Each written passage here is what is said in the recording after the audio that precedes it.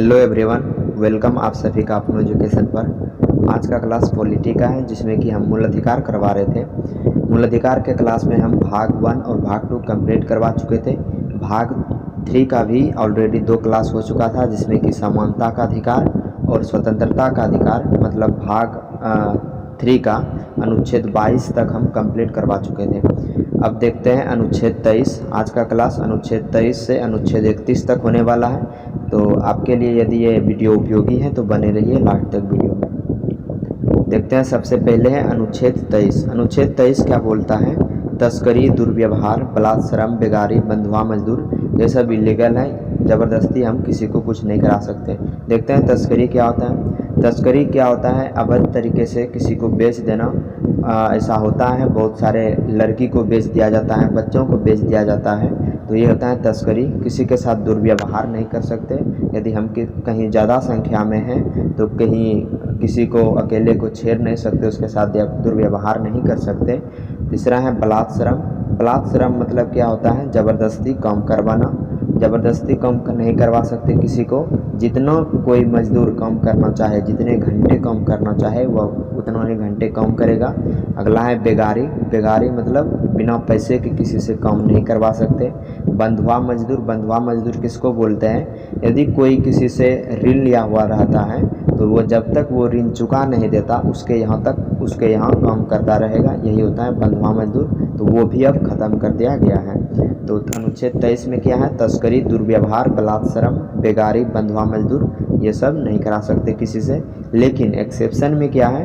राष्ट्रहित और आपातकाल के लिए ये सब हो सकता है। राष्ट्रहित मतलब जैसे कि कोविड के टाइम में बहुत सारे लोगों को करवाया गया, उतना सैलरी नहीं दिया गया, लेकिन पूरा काम लिया गया उससे, तो ये राष्ट्रहित में था, इसीलिए इसको करवाया गया। तो ये एक्सेप्शन में आ जाता है। जैसे कि एक एक्सेप्शन है एनसीसी। एनसीसी वालों को ज़रूरी पड़ने पर कहीं भी भेज दिया जाता है, तो ये भी एनसीसी का एक एक्सेप्शन है। आपातकाल की स्थिति में एनसीसी वालों से काम लिया जाता है। आगे देखते हैं अनुच्छेद 24। अनुच्छेद 24 क्या है? बाल श्रम नियोजन। किसी भी बच्चे को हम नौकरी नहीं करवा सकते, उससे काम नहीं करवा सकते। बच्चे मतलब जो कि 14 वर्ष से कम है। इसमें एक कारखाना, बहुत सारे कारखानों में बच्चों से काम लिया जाता है। इसमें सबसे फेमस है कालीन। एक बार पूछा भी जा चुका है एग्जाम में कि ऐसा कौन सा उद्योग है जिसमें कि बच्चों को सबसे ज़्यादा कम करवाया जाता है, बच्चों से कम करवाया जाता है, तो वो है कालीन। तो मिर्ज़ापुर मूवी भी एक आया है कालीन भैया, वहाँ पर ऐसे भी मिर्ज़ापुर कालीन उद्योग के लिए फेमस है। दूसरा है खदान। कोयला में भी बच्चों को कम करवाया जाता है। बारूद। बारूद कहाँ पर सबसे ज़्यादा बनता है? शिवपुरी, तमिलनाडु, यहाँ पर भी बच्चों को कम करवाया जाता था। लेकिन ये सब अब इलीगल है, हम किसी भी बच्चों से काम नहीं करवा सकते। तो अनुच्छेद 23 और 24 देख लिया आप। 23 में क्या है? तस्करी, दुर्व्यवहार, बलात्श्रम, बेगारी, बंधुआ मजदूर, ये सब भी शोषण है एक तरह से। बाल श्रम नियोजन भी यदि कोई करा रहा है तो ये भी शोषण है। तो अनुच्छेद 23 और 24 को क्या बोला गया? शोषण के विरुद्ध अधिकार। किसी के साथ शोषण नहीं हो सकता, ये मूल अधिकार है। तो अनुच्छेद 23 और 24 क्या है? शोषण के विरुद्ध अधिकार। देखते हैं अब आगे है अनुच्छेद 25। अनुच्छेद 25 में क्या है? अंतःकरण की स्वतंत्रता।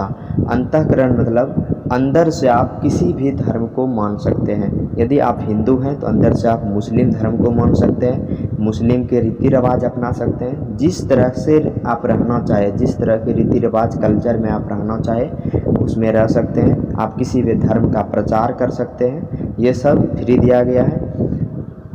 परफेक्टली यहाँ पर ये है कि हम किसी भी धर्म को मान सकते हैं। लेकिन यदि हम डायरेक्टली ट्रांसफॉर्म हो जाते हैं किसी धर्म से, जैसे कि हम हिंदू हैं और हम मुस्लिम बन जाते हैं, तो ये चीज़ यहाँ पर ऐसे है नहीं, लेकिन कर सकते हैं, इसमें कोई रोक टोक नहीं है, लेकिन सामाजिक मुद्दा बन जाता है। तो सब इसमें क्या है? अंतःकरण की स्वतंत्रता। प्रचार, रीति, धर्म कुछ भी हम मान सकते हैं। इसमें एग्जाम्पल आता है कृपाण। कृपाण क्या होता है? तलवार। सिख लोग जो हैं वो तलवार रखते हैं अपने पास। कोई भी हथियार जो है वो कहीं भी जाने के लिए इलीगल है। कोई भी हथियार लेके आप एरोप्लेन में नहीं चढ़ सकते, अमेरिका दूसरे देश में नहीं जा सकते, किसी भी देश में। लेकिन सिख लोग जो हैं उसका ये धर्म का एक हिस्सा हो जाता है, इसीलिए उसे कृपाण रखा जाता है। वो कृपाण रखते हैं। हिजाब औरत जो होती है, मुस्लिम औरत, वो हिजाब पहनती है।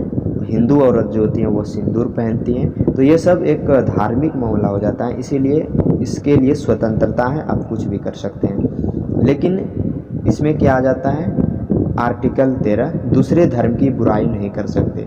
यदि हम हिंदू हैं तो हम मुस्लिम का बुराई नहीं कर सकते, कोई ईसाई है तो वो सिख का बुराई नहीं कर सकते। या इसमें क्या हो जाता है, दूसरे धर्म का बुराई, इसमें आर्टिकल 13 का प्रयोग नहीं होना चाहिए। अगला है सरकारी पैसे के उपयोग से प्रचार। यदि हम किसी धर्म का प्रचार कर रहे हैं तो उसमें सरकारी पैसे का उपयोग नहीं होगा। तो यही था अनुच्छेद 25, किसी भी धर्म को हम अंदर से मान सकते हैं। अगला देखते हैं अनुच्छेद 26। अनुच्छेद 26 में क्या है, सामूहिक धार्मिक स्वतंत्रता। अब ऐसा तो नहीं है कि अकेले ही कोई धर्म अनुष्ठान हो जाता है, जैसे कोई यज्ञ होता है तो बहुत सारे लोग इकट्ठा होते हैं, एक सामूहिक एक समूह बनता है उसके लिए। तो सामूहिक धार्मिक स्वतंत्रता, हम कुछ भी करने के लिए स्वतंत्र हैं सामूहिक रूप से। जैसे कि सड़क पर नमाज, सड़क पर नमाज बहुत लोग आते हैं, मुस्लिम लोग, मगर हिंदू लोग को क्या लगता है ये चीज़ गलत है, सड़क पर नमाज नहीं होना चाहिए। लेकिन वो कितना देर नमाज करेगा, 10 से 15 मिनट के लिए वो रहते हैं वहाँ पर, इसीलिए उसको फ्री कर दिया गया है। सड़क पर नमाज कर सकते हैं, इसीलिए उसको कोई कुछ नहीं बोलते हैं। आगे हैं पूजा में पंडाल। पूजा में देखते होंगे बहुत जगह सरकारी जगहों पर पंडाल लगा दिया जाता है, सड़क पर भी पंडाल लगा दिया जाता है, बहुत तरह से सजाया जाता है, जैसे दुर्गा पूजा में।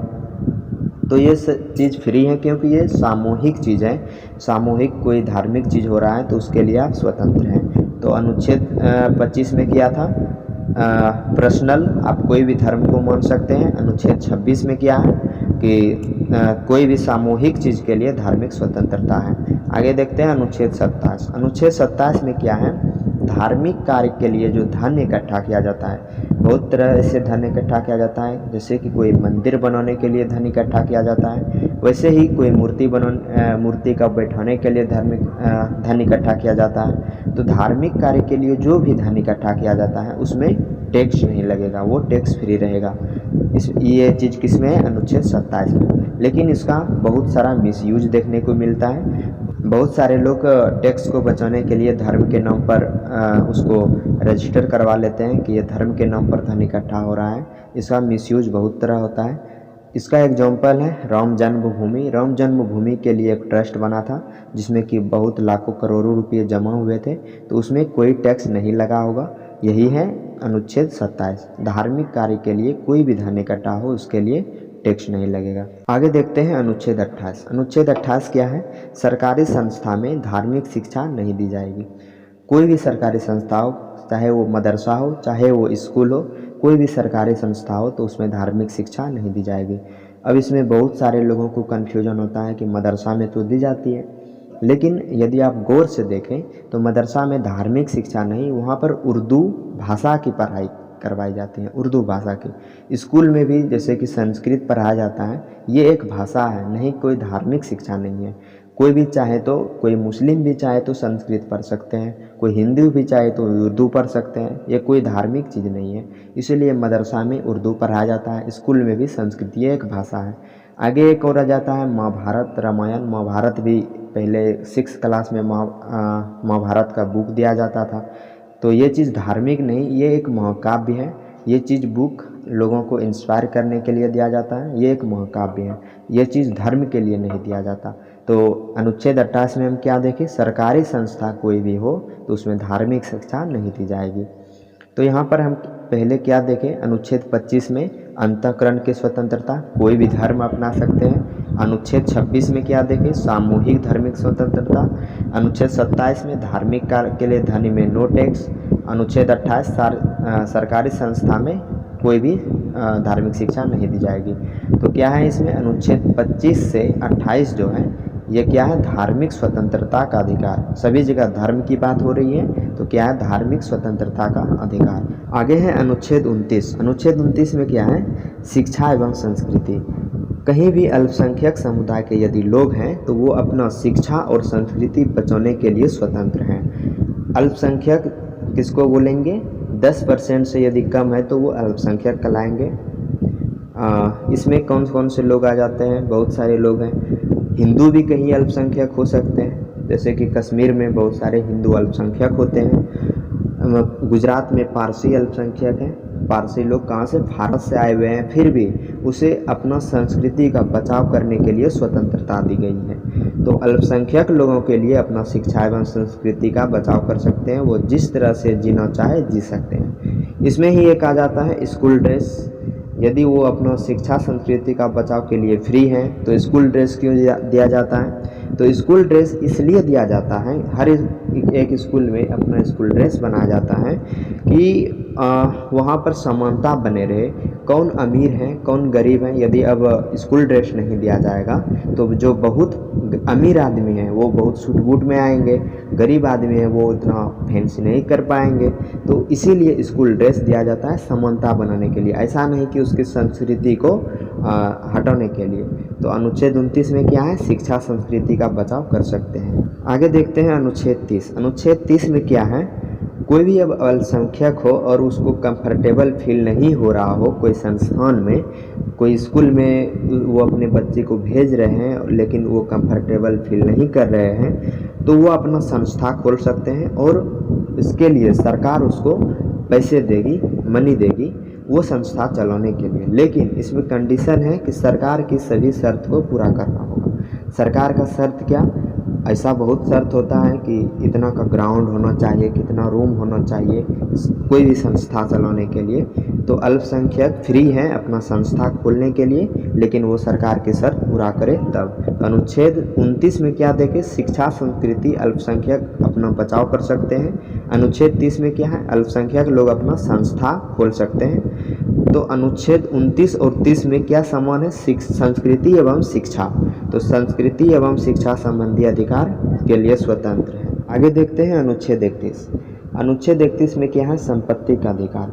इसके पहले भी है, जब हम अनुच्छेद 19 पढ़ रहे थे उसमें जो 6 क्लोज था उसमें हम क्या देखे थे? संपत्ति, लेकिन वो थी खरीदी हुई संपत्ति, अर्जित की हुई संपत्ति। ये क्या है? पैतृक संपत्ति।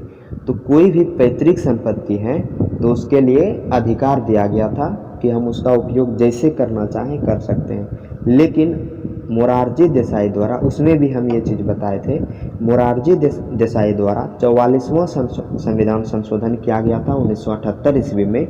इसमें मूल अधिकार से संपत्ति को हटाकर कानूनी अधिकार में दे दिया गया, जो कि 300A में रखा गया है।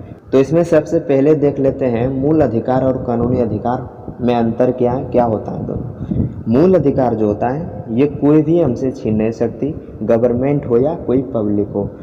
अब यहाँ पर एक क्वेश्चन और आ जाएगा कि सबसे पहले ही हम लोग देखे थे कि प्रतिबंध लगा सकता है संसद, निलंबित कर सकती है राष्ट्रपति। तो निलंबित तो कुछ समय के लिए किया जाता है, राष्ट्रीय सुरक्षा के लिए किया जाता है। प्रतिबंध ऐसे लोगों पर लगाया जाता है जो कि मूल अधिकार के लायक नहीं है, तो ये चीज़ तो एक्सेप्शन में आ जाता है। लेकिन मूल अधिकार कोई भी हमसे छीन नहीं सकती। ऐसा आप कहीं भी नहीं देखे होंगे, बहुत कम रेयर केस में देखे होंगे कि किसी का मूल अधिकार छीन लिया गया है। लेकिन कानूनी अधिकार जो होता है, कानूनी अधिकार पब्लिक तो नहीं छीन सकती, लेकिन गवर्नमेंट चाहे तो छीन सकती है। यही हो गया है यहाँ पर संपत्ति का अधिकार। संपत्ति के अधिकार को मूल अधिकार से हटाकर कानूनी अधिकार में दे दिया गया है। होता क्या था? संपत्ति का अधिकार जब मूल अधिकार था, तो जैसे कि कोई एयरपोर्ट बनाना है, रेलवे स्टेशन बनाना है, तो ऐसे कार्य में ज़मीन की ज़रूरत होती थी सरकार को, लेकिन कोई भी अपना ज़मीन देने के लिए तैयार नहीं होता था। लेकिन अब क्या हुआ? अब इसको जब कानूनी अधिकार में दे दिया गया है, तो कानूनी अधिकार सरकार को उसको लेने का अधिकार है। तो सरकार क्या करती है? उसकी उचित कीमत देकर वो ज़मीन ले लेती हैं। तो संपत्ति का अधिकार अब ख़त्म हो गया है। इसीलिए यहाँ पर आप देखेंगे कि पहले जो मूल अधिकार था वो 7 था, लेकिन अब मूल अधिकार 6 ही बचे हैं, जिसमें कि अनुच्छेद 31 जो संपत्ति का अधिकार था उसको ख़त्म कर दिया गया है। इसमें सरकारी वॉल्यूशन देखने को मिलता है। सरकारी वॉल्यूशन कैसे देखने को मिलता है? जैसे कि कोई ज़मीन का कीमत ज़्यादा है लेकिन गवर्नमेंट उसका बहुत कम कीमत देता है, तो ये भी देखने को मिलता है। इसमें अब कुछ और देख लेते हैं आगे इसमें पॉइंट। पैतृक संपत्ति जो है इसका अधिकार दिया गया है कि पैतृक संपत्ति का बेटों में बराबर हिस्सेदारी होगा। कोई भी पैतृक संपत्ति है तो उसमें बेटों का बराबर अधिकार होगा। पहले था ऐसा। खरीदी संपत्ति का कोई भी किसी को हम देना चाहें तो दे सकते हैं, लेकिन मुसलमान में पहले क्या था, पैतृक संपत्ति का बेटा और बेटी दोनों का अधिकार होगा, ये पर्सनल लॉ में था। लेकिन 2005 के बाद एक नियम लागू हुआ जिसमें कि पैतृक संपत्ति का अधिकार बेटा और बेटी दोनों को दिया जाएगा। और ये जो अधिकार था ये 2005 में लागू हुआ। लेकिन अभी भी आपको देखने को मिलेगा कि अधिकतर बेटी जो होती हैं वो पैतृक संपत्ति का अधिकार नहीं लेती हैं, पैतृक संपत्ति नहीं लेती हैं, लेकिन अधिकार दिया गया है, यदि वो लेना चाहें तो ले सकते हैं। आगे है यदि कोई आप ज़मीन खरीद रहे हैं तो क्या क्या आपको करवाना होगा। तो सबसे पहले जो वो ज़मीन का मालिक है उससे आप रजिस्ट्री करवाना होगा, लिखाई करवाना होगा। और दूसरा क्या है, दाखिल खारिज। दाखिल खारिज क्या होता है कि जो भी उस ज़मीन का टैक्स दे रहा है, पहले जो दे रहा था उसका क्या होगा, खारिज होगा वहाँ से नाम, और दूसरे का क्या होगा, जो ज़मीन ले रहा है उसका दाखिल होगा। तो यही होता है दाखिल खारिज। किसी भी ज़मीन को खरीदने के पहले आपको ये दो चीज़ करवाना होता है, रजिस्ट्री करवाना होता है और दाखिल खारिज करवाना होता है। तो देख लिए यहाँ तक आप लोग अनुच्छेद 31 तक। अनुच्छेद 14 से 18 जो था वो था समानता का अधिकार। अनुच्छेद 19 और 19 से जो 22 था वो था स्वतंत्रता का अधिकार। अनुच्छेद 23-24 था शोषण के विरुद्ध अधिकार। अनुच्छेद 25 से 28 था धार्मिक स्वतंत्रता का अधिकार, अभी देख लिए ये सब। अनुच्छेद 29 और 30 में क्या था, संस्कृति एवं शिक्षा संबंधी अधिकार। अनुच्छेद 31 में क्या था, संपत्ति का अधिकार, जिसको अब खत्म कर दिया गया है, उसको कानूनी अधिकार में डाल दिया गया है। आगे की क्लास में देखेंगे अनुच्छेद 32 और अनुच्छेद 35 तक, जो कि अनुच्छेद 32 में संवैधानिक उपचार, जो कि बहुत इंपॉर्टेंट है अपने मूल अधिकार के लिए। तो आई होप आपको सारा पॉइंट, सारा क्लास समझ में आया होगा क्लियरली।